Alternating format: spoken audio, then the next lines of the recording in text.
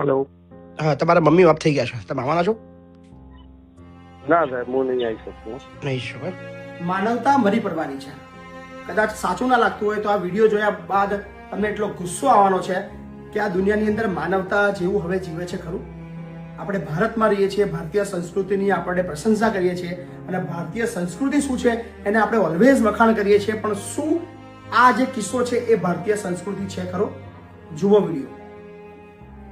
આ જે બા છે તમે જોઈ રહ્યા છો, જે છેલ્લા કેટલાય મહિનાઓથી આપણા વૃદ્ધાશ્રમની અંદર રહી રહ્યા હતા અને છેલ્લા એકાદ મહિનાથી તો ખૂબ ગંભીર પરિસ્થિતિમાં હતા અને ખૂબ બીમાર હતા અને લાસ્ટ 15 દિવસ તો એમના એટલા ભયાનક હતા કે અમે કદાચ એની કલ્પના પણ ના કરી શકીએ, બતાવી પણ ના શકીએ. પણ એની જે વાત છે, એની જે તકલીફ છે, એના પરિવાર સુધી અમે અઢળક પ્રયત્ન કર્યા. દરરોજ એના પરિવાર લોકોને અમે ફોન કર્યા કે તમારા જે આ રિલેટિવ છે, તમારા જે મમ્મી છે, તમારા જે બેન છે, એ આવી પરિસ્થિતિની અંદર અહીંયા જીવી રહ્યા છે અને મળવા આવો તમને વારંવાર યાદ કરે છે.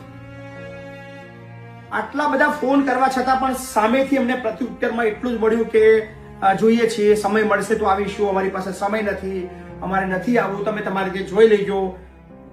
આ જ વાતો ચાલતી રહી. અને ગઈકાલે જ્યારે બાની પરિસ્થિતિ ખૂબ જ ખરાબ હતી ત્યારે અમે એના ઘરના લોકોને, એના સ્પેશિયલી એમના બેનને ફોન કર્યો અને બેનને ફોન કર્યા બાદ રાત્રે અમે એના દીકરાને પણ ફોન કર્યો કે ભાઈ તમારા મમ્મીના હવે કલાકો બાકી છે અને અંતિમ દર્શન માટે આવવું હોય તો આવી જાઓ, કદાચ 2 કલાક પછી તમારા મમ્મી જીવિત નહીં હોય. દીકરાએ કીધું કે હું નહીં આવું. અને આજે સવારની અંદર આ બાએ, રમીલાબાએ દેહ છોડ્યો.